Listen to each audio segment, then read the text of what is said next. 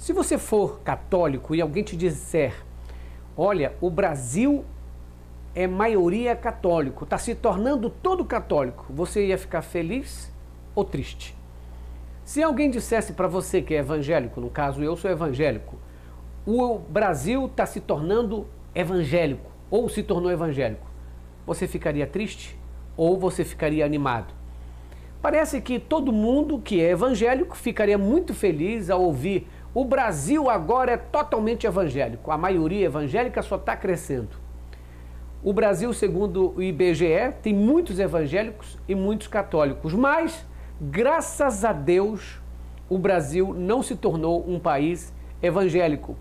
Essa matéria está na coluna do UOL do Ronício Pacheco, que é pastor teólogo, e ele escreveu algo interessantíssimo, dizendo o seguinte, o Brasil não virou evangélico e segue diverso, graças a Deus. Não é interessante? Alguém dizer assim, graças a Deus que não são evangélicos. Antigamente, há uns 20 anos, 25 anos, todas as vezes que a gente via uma pessoa passando de Bíblia para lá e para cá, ou ia para a igreja, um jovenzinho, e alguém perguntava, tu vai para onde? E aí o jovem dizia, eu vou para a igreja, e todo mundo dizia, ai, muito bem, seguindo o caminho do Senhor. A gente ficava feliz, eu dava muito estudo bíblico, saía de porta em porta, oferecendo estudo bíblico, quer estudar a palavra de Deus, quer estudar a Bíblia. Aí a gente ia em equipe, em dupla, para ensinar a palavra de Deus. Mas depois de muito tempo, eu encontrei no meio da rua alguns batendo na Bíblia e apontando o dedo, dizendo, você que usa brinco, você que usa batom, você mulher da rua, prostituta, você vai para o inferno. Você gay que está passando aí na rua agora, teu lugar é no inferno. E aí a coisa foi só aumentando. De lá para cá parece que os pregadores do caos e os fanáticos batedores de Bíblia assim, aumentaram muito no Brasil. A igreja passou a ser comício, a igreja passou a ser status, religião utilizada para tudo quanto é gosto. Malafaia, Valdemiro, Edir Macedo, Marco Feliciano e essa salada toda que a gente sabe o que significa. Hoje, quando eu vejo alguém entrando para uma igreja evangélica, eu vou ser sincero, eu fico triste. Fico triste, porque eu sei que ali não é a questão de palavra de Deus. Aliás, o próprio Jesus disse, quando você quiser falar com Deus, entra no teu quarto, fecha a porta, fala ao teu Deus em secreto e Ele em secreto te recompensará. Não precisamos de uma igreja para nos dizer que a gente é de Deus, para endireitar nossa vida. O caráter de cada pessoa é mostrado no dia a dia. Porque tem muita gente que vai para a igreja, está cantando hino, está estuprando, matando, fornicando, roubando, fazendo um monte de coisa, mas no final faz uma leitura da Bíblia magnífica. Mas vamos ao texto do Ronício Pacheco e entender o que ele fala. Vou colocar aqui na tela para vocês acompanharem, que é interessantíssimo o texto dele. Eu vou ser breve para vocês. A partir de hoje, eu vou fazer os vídeos curtos para você também curtir aqui no YouTube. Então preste atenção aqui a um desses pontos que eu quero abordar com vocês, que é a matéria dele, que ele diz o seguinte: o Brasil não virou evangélico e segue diverso, graças a Deus, ele fala. Olha que interessante. Então vamos lá. A ideia de um Brasil que poderia se tornar evangélico nunca teve qualquer âncora com a realidade. A expectativa de que o IBGE mostraria, com seu tão esperado censo, que os evangélicos ultrapassariam em muito os 30% da população, mostrou-se, na verdade, apenas uma projeção. Quando a realidade veio, o segmento evangélico, segundo o censo do IBGE divulgado nesta manhã, saiu de 21,6% em 2010 para 26,9% em 2022. Nas últimas décadas, o que definitivamente cresceu muito acima dos 30% foi o número de citações referente aos evangélicos na imprensa brasileira. Evangélicos dominaram o imaginário social brasileiro como um grupo que converteria o país. Há pelo menos 2 décadas não há eleições, sobretudo para presidente, em que os evangélicos não ocupem o centro dos debates e da disputa política por seu voto. A imprensa passou a falar do voto evangélico, como se fosse possível que indivíduos tão diferentes em classe social, território, raça, gênero, condição financeira, necessidade, herança cultural e familiar, etc., pudessem votar em conformidade em um mesmo candidato, único, exclusivamente por serem evangélicos. No campo político, a bancada evangélica, esse arranjo político que agrega parlamentares tão diferentes, com interesses tão distintos, eventualmente atuando contra o inimigo comum, conseguiu construir e consolidar uma representação evangélica imaginária, a qual é vendida para a mídia e outros aspectos políticos como sendo detentora das intenções dos votos de todos os crentes. Conversar com os evangélicos entrou como mantra de estratégia política de partidos e lideranças à esquerda e à direita, como se fosse possível uma estratégia única de comunicação comum com um grupo para quem a Bíblia é determinante, mas suas interpretações e conexões com a vida cotidiana são tão múltiplas quanto o número de versículos que ela contém. O Brasil não virou evangélico, graças a Deus. O Brasil segue sendo diverso, a ponto de mais pessoas, sobretudo jovens, se assumirem como sem religião, ao ponto de mais pessoas aderirem e se assumirem como pertencentes a religiões de matriz africana. Por outro lado, o debate em torno do declínio católico como uma perda de espaço é ignorar a presença e poder e influência da Igreja Católica no Brasil, que permanecem vivos e longe de serem ameaçados. É verdade, a queda tem se intensificado, saindo de 65,1% em 2010 para 56,7% em 2022. Mas basta pegar o documento Carta dos Catolicismos Jurídicos Antigênero, publicado pelo Instituto de Estudos da Religião, ICER.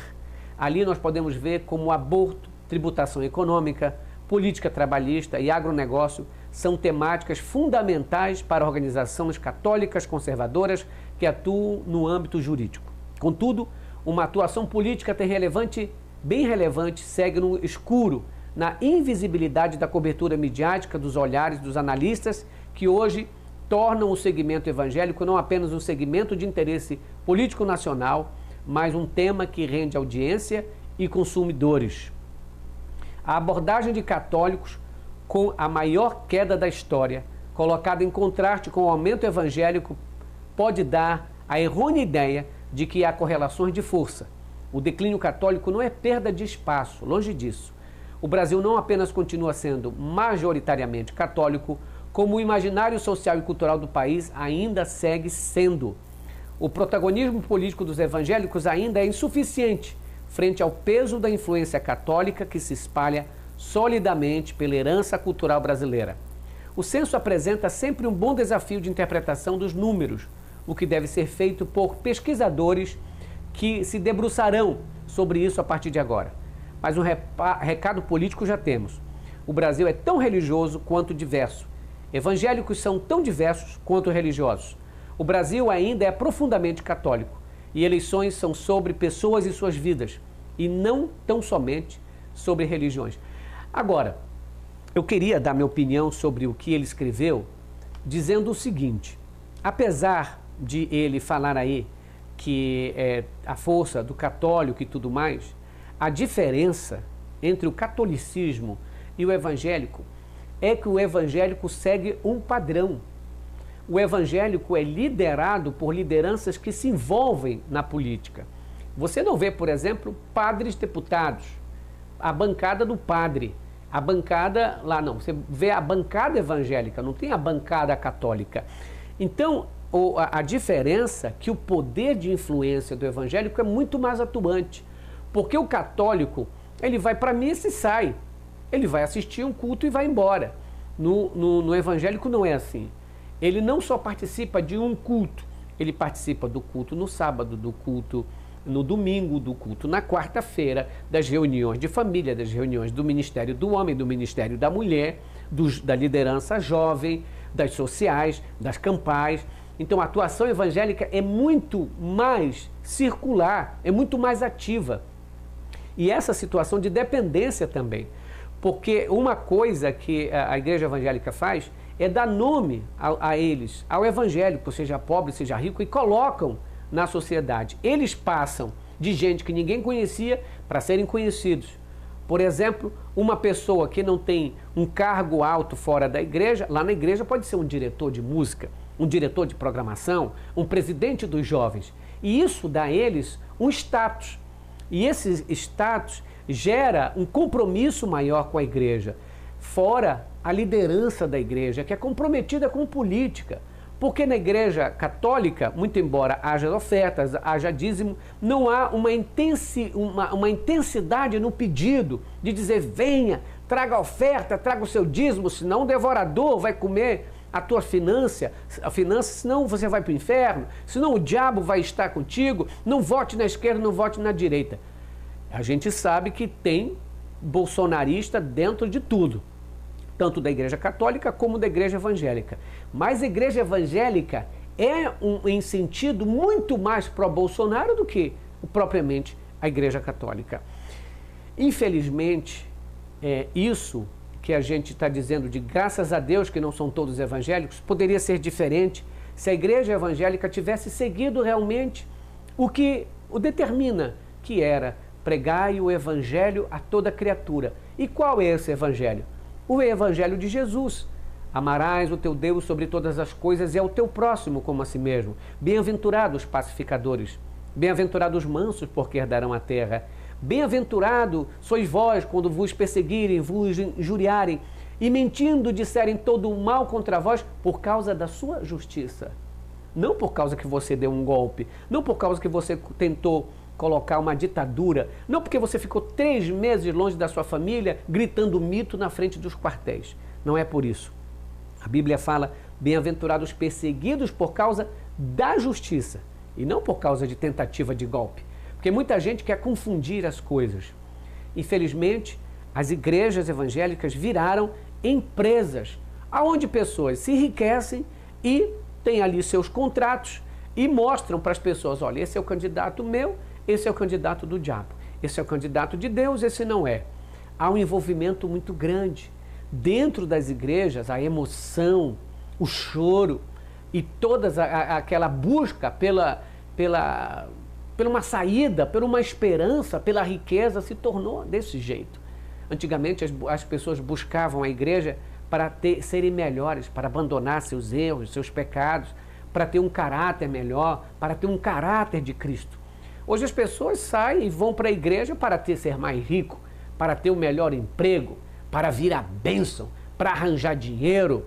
E aí acaba sendo que a ambição de alguém que está procurando o interesse e a ambição do pastor, que como se fosse um tigrinho promete: jogue aqui, que aqui você vai ganhar. Quando a pessoa descobre que não ganha, que só foi ali, lá no início, que ganhou alguma coisa, com animações, com uma pregação bacana, com um hino, ela descobre que ela caiu no conto do vigário.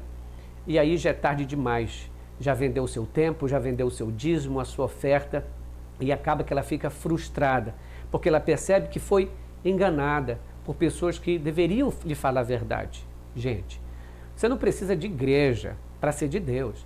Não precisa de igreja para ter espiritualidade. Hoje, eu fico muito mais feliz de ouvir a pessoa dizer bem assim: olha, eu mudei de vida. Eu abandonei aquela igreja evangélica ali porque ela estava me fazendo mal, porque era uma igreja fanática. Sinceramente, eu queria que muita gente conhecesse Jesus, mas o Jesus bíblico, não o Jesus que o Malafaia apresenta, não o Jesus que o Edir Macedo apresenta, ou que essas pessoas que só pensam em dinheiro apresentam. Esse Jesus aí foi que os homens criaram, não aquele que criou os homens.